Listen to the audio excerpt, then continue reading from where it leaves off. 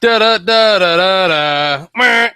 Hey, quick like a bunny, right? I gotta get through this because I've dodged my videos all week. Imagine if I actually had to sit down and edit shit and make it look nice and everything.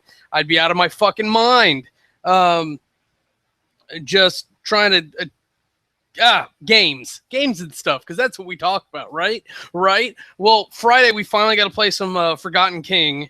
We were learning the rules a little bit better. We had tried to play it earlier in the week with the dumbed down 2-player version, because it was me playing the console and 2 other people playing the heroes. And so we tried to adjust the rules down, and I don't think it worked. With the additional complication of only having the heroes that came with Forgotten King, because I didn't have my fucking upgrade pack. But I finally got that, and we sat down, we looked through all the heroes, and they played with a couple heroes that were more familiar, and then the questing knight was the new one that we used, because he's just kind of this beefy badass. And he's got like this reach thing. I think they may use the Fey Alchemist as well. I could be wrong. That might have been the other game. I know that fucking Paladin was there, and the Ember Mage and Kisa. So yeah, so that the Fey Alchemist was the other game. So I'm really still enjoying it. I like the other game just as well, but and this way at least the heroes feel like it's more balanced. There was a couple situations where like it was just like, oh my god, what can I do? Because in the 4-player game that we played on Friday, I was playing kobolds, and it's like I've just got to throw enough shit at them and just hope the dice are on my side. Whereas in the 2-player game, I managed to use King Sprout to like lock down this area, and it was just feeding them the other guys. But and with the kobolds, I had to use a stalling tactic because I didn't know what else to do. So it ramped up the game time, and then eventually Starfire came out. I think I was using King Starfire, which isn't that much different, honestly. But his new lance, Fire Lance or whatever it's called, that thing is monstrous. With him being a big creature, he hits a 2x6 area. It's insane. And I was just like, well, you two are standing together. Boom, boom, boom, boom, because it's only one action, so you can do it like 3 or 4 times, whatever the action number is. I just remember I got to put something down on this list. And I should grab a picture for that. So it's just crazy. It's absolutely mad that's what you can do with him. Because he used to be the baby boss, and now, given that, it may go to Roxor, because I think they changed Von Drac a little bit too. I want to say he might be a little bit more difficult, but they did adjust down all the health. So there's that. But hopefully that'll be still really fun to play when I get the chance. And what is it? Yeah. So and then when I adjust it out for the campaign mode that I'm working on, for me, not really like to put out as a rule set, just so that I can do something.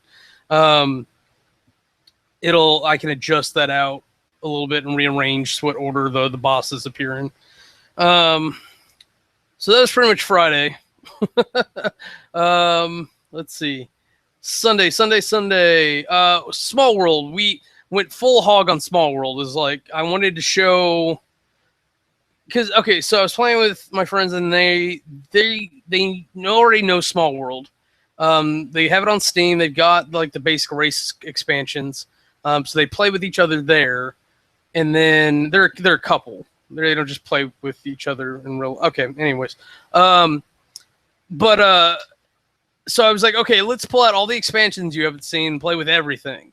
So we played 3 people, and we did the map how I do the map, because the rules it doesn't say, but I was told that you're supposed to take the number of people and have it into 2 of those maps. Like if you have 4 people, you're supposed to use 2-player maps, the above ground, underground, which is insane because there's not enough space whatsoever. You definitely can't use the Necromancer with that. And then for the 6-player setup, you definitely can't do that. You can't use those maps. So it doesn't make sense to me. But so we did 3 players up and down, which is like 9 rounds, 10 rounds. I can't remember. But it was crazy because we had the tunnels in, so you go up or down. So you had the underworld races alternating with the above ground races, which I don't like it like that. I'd rather just shuffle them all together and let it be what it is. And I think I'll do that in the future. And then we put the loot, the relics, and popular places up and below as well. So that was really fun. I really like those powers. They could drastically shift the game, especially when somebody or when they start grouping. So unless somebody gets them and then breaks them up on purpose, which hardly ever happens, it's very difficult to break that up. What was I going to say? Yeah, but it's a real good time. Oh, we also use Tales and Legends. I definitely recommend that. If you're unfamiliar, all the expansions for Smallworld are basically just racial and special power expansions. That's fine. The loot that is available, the popular places and relics, give you localized powers for certain regions. Tales and Legends is almost the opposite. It has global powers or rules per round that affect everybody. Like the first one was like forests can't be conquered, which is very basic. And then we had a couple where there was like auctioning. One of them was you had to auction it off, and then whoever won could treat their in decline race as if they were ghouls. Yeah. Anyways, then after that we had like a lot of debate about what we were gonna play, and so I think I owe them a game of Thunderstone still. But we decided on to play Among the Stars because I advocated for it, and then they just stopped caring about the discussion. So I think I may have bullied them a little bit, not on purpose though. Love you guys.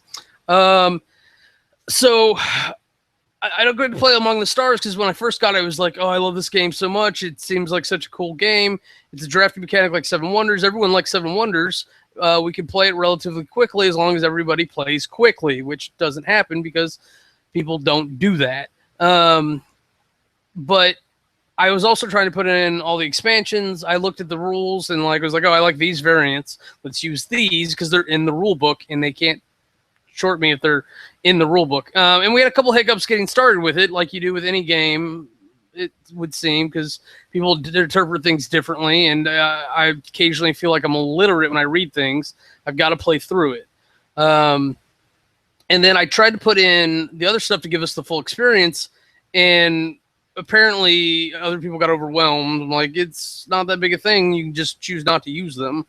But people got all into like puzzling it out and it killed itself. So I hadn't really got to play much since like the 4th game we played. So I got to play with them, and that was actually really fun because they picked it up real fast. It's like, oh, we pick one and we move on. That's simple enough. And I didn't play with any of the bad stuff, the disputes. We didn't play with ambassadors, so we actually had to take those cards out as they showed up. Because I used the all-in variant, where you got a stack, you deal 6 per player, and you move on. Instead of trying to balance out the different locations and whatnot. I don't like that mechanic at all. I think if someone hadn't presented the all-in variant to me, I don't think I would have liked that game as it is. I think the all-in variant really helps. So that was Sunday, because Smallworld actually ended up taking a lot longer than we thought, and Among the Stars wasn't that bad, but got late quick. Tuesday, I finally brought over Final Fantasy Tactics to show him. I made Kevin play like the first level or whatever so they could see it. And then Kat would play the damn thing. So I left it there, see if they found some time to take a break. They could try it out. And I left Boy and His Blob over there because I really think they would get into that. Or at least Kat, she seems the puzzly type. But let's see. So we did that, and then we played Tanto Cuore, and we actually used my iPad because I don't have the fucking cards because the goddamn Kickstarter hasn't delivered yet. Fucking got lapped by Forgotten King, which was in April. The Tanto Cuore was in August. And fucking Japanime Games, I blame you heavily. concentrating on fucking Crow's Master and shitty game. Bleh. I want my stuff. I'm just upset at this point. I'm not happy with you.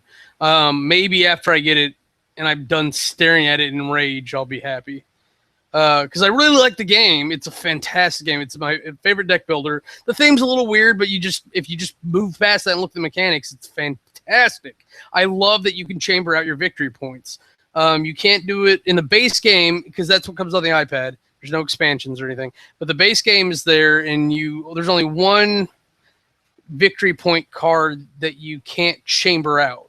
And when I say chamber out, it means that you actually take the cards from your deck and you place them off to the side in their own special score pile. It's my favorite thing about it is that you can actually get it out of the deck. It's like having islands in Dominion. I love it. And then like Penny Arcade, you can hire private maids, and those give you special powers like the characters in Penny Arcade do. It's this wonderful mix. It's like, literally to me, it takes the best things about all the games. The only thing that's restrictive about it that I have the smallest of issues with is that, like Dominion, it's very order restrictive. You must take your actions and then hire. So you must play action. You have your action phase, you have your buy phase. So it's very much like, here, I'll take an action. This gives me another action, so I'll take another action. And then once you go in your buy phase, you can't play any more actions. Except it's hiring phase because you don't buy people. So I really like that, but I'm having issues with my iPad. Apparently the lightning cable is notorious for fucking up. And mine, I figured out, it's super hard to get it to tell me that it's charging at all. And I figured out if I just leave it plugged in anyways, sometimes it does charge, just depending upon the angle that the cord and everything's at. I ordered a replacement cord, so hopefully that'll be here sooner than later. But yay, technology. Fucking Apple. So we kind of ditched that and we went and played Dokapon. We played Dokapon for a while. I really enjoyed Dokapon though. The one thing I have to say about Dokapon, if you haven't played it before, it's like Talisman but good. The job leveling system, or the job tree, I really enjoy that because you're not just stuck as a fighter the whole time. If you want to swap it up, you can, but it's built like an RPG where you gain levels and you build your stats up. So you're grooming your character the entire time. So if you really want to switch, yeah, you can change classes, which will alter what points you gain in when you level up. But I was going to say, how do I say this? Maybe I'm wrong. Because regardless, you're responsible for building your character for what you want it to be in the end. And there's a whole storyline that you actually walk through. Like, the first thing was like the princess's dog was poisoned, and then some jerk stole the royal piggy bank, and you get it back, but it's empty, so you're still going after him. And so like every new story arc and like a new continent opens up, so you've got to get farther and farther away from the castle. But there's like these temples you can use for save points, and it can be really interesting when you're going through it. The only thing that I really don't like about Dokapon is the battle system gets kind of repetitive. And there is something that I hear complaints about a lot compared to other things, is that there's a strategy where you can literally just stay in last place, and eventually you get a little cute bat thing that follows you around. And it's your friend, and it whispers dark secrets of revenge in your ear. And then you go to the darkling spot, and then you become a demon! And you can like go around the map, taking the towns back for the monsters. And if any of those pesky heroes get in your way, you can beat them down because you're super powered, and it's awesome. It's a really quick way to shift it in your favor if you're losing that bad. You can easily jump from last to first, but then once you're a hero again, you all have to go back and take those towns. So that's where you can really jump ahead, is if you wreck through player one and probably player two, like the other players' towns, beat them up on the way, and then like once you come back, you go and take those towns for yourself. you can almost double your distance. It's pretty crazy. But it's very hard to make that second part happen, especially since the other two are really pissed at you now. For the other players, because you can have up to 4. I keep saying 2, but you could have 3. So Dokapon Kingdom. Yay. Weirdos. Minecraft. I am really close to getting ready to do a tour of it. I want to get the glass finished, and when I do that, I'm definitely doing a tour. I'm at least putting the safety rails down for the glass, so like if I jump off the cart at any point, I don't fall off the side. I don't think it does that anymore, but still. And I did find some more mods I want to put in. There's some actual there's this really cool teleportation mod, because that's our biggest issue in the game is transit. But there are some high, I don't know what you call it, cost items that you can build, like out of like obsidian. You can make obsidian sticks, and make obsidian orbs and shit. So like we've got obsidian farms and we've got plenty of lava. So like these guys could probably like get those handled in like a good day. And then you can actually make a wand that'll let you like teleport to wherever you're pointing at. It's pretty neat. There's some, you can actually make teleportation portals. I didn't like the telepads. I didn't really like those, but once we get stuff set up, we can we'll definitely be able to go that direction. I got to make sure they don't interfere with our current mods first, so I get to test it out on my system. Yay. But Minecraft. That's what I've been doing instead of being responsible lately. Because it's such a good time. Yay. And I'm admin, so I should probably be on there at least once a week. These other guys are making me look bad. And we've almost completely moved away from wood being a viable source. Once they pointed out that we can go to the nether and farm lava, it's like, yeah, you got me. I like the wood. There's your soundbite. But I like wood as a source. Fuck, not making it any better. So it's definitely because it's renewable. It's right there. You don't have to go that far. It's just my personal preference for fuel.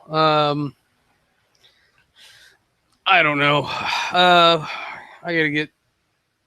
Now I just want to play. Steam. Let's talk about Steam real quick. Steam has been bothering me because like I get emails occasionally. It's like, ooh, a game in my wish list is on sale. And I realized I put a bunch of like anime bullshit and other things on there. I'm like, I don't want any of this. What the fuck? So like now I've been like when I get those notifications, I've just been removing things from my wish list.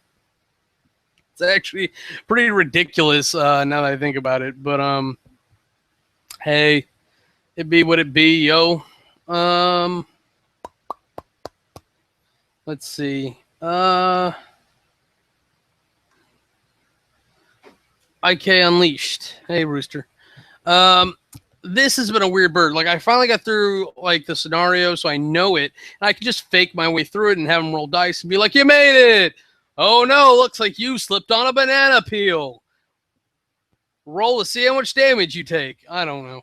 But, like, the rulebook that comes with the game, the kit, because it's not a game itself, but the rulebook that comes with the kit is just a reference sheet for the things that are relevant on the character sheets so that you can find definitions for what things are. So I really got to look at the character sheets and make sure that I know what the players know. And it's a lot of prep work that I wasn't ready to do, and maybe I just bit off more than I can chew with it. I think one day I can be an IKGM. But I think we're going to be stumbling. Another problem is with the people that I'm actually using, like, or that I would be using, 2 people and 4 characters mandatory for the scenario, because both the adventures that I found are 4-person adventures, and they're mandated like that. But I would like to do lock and load too. Like, I just got to get there. And then lock and load is actually a print and play, if I remember right. You can actually print it out and then cut out the things and fold them up. Let's see. Citadel. You know what? Nah, I was gonna go grab it, but I'm really not. I'm not that lazy. I just don't want to.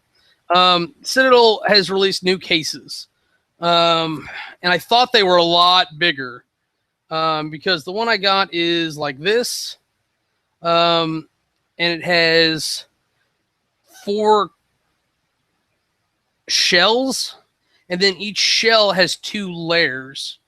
But the way the shell's done is that it's a layer with an additional bottom and walls put around. So when you, so the shell fits the layer that's connected to the shell, and then there's an additional layer that you could put inside on top. So if you have all small models, it works fantastically. But the whole point of this was to try to accommodate all the fucking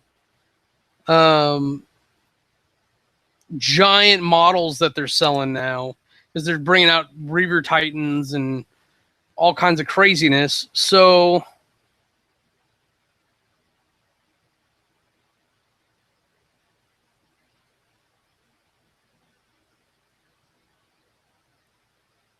okay, I'm gonna have to. Let me grab the case and I'll present my evidence. This, I think I got ripped off.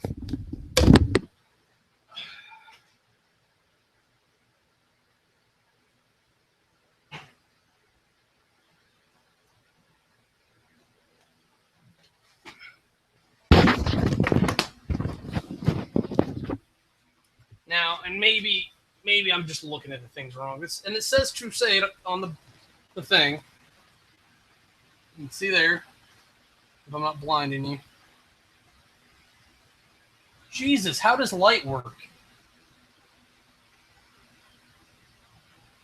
All right, you can kind of see it. Not really. There we go. Man, okay. There we go. Crusade. And you can see that by the handle side, there's the 2. And then on the other side, there's the 1. So if I screen share... Jeez. Okay, I could complain about it being too small. Green thingy. So if I screen share this, you can see my mouse. So this is the case supposedly that I bought for 124 American. So that's obviously the big case, right? That looks longer than these two. It's got that double mark, which means that that has to be the case I have, because he's the only one with the double symbol there. Excuse my burping. Now, if you look carefully, I do mean carefully, this is deep, looks deeper than this. So I don't even know what's in here. Maybe like 2 of these trays. I'll go ahead and pull the trays out so you can see what I'm talking about.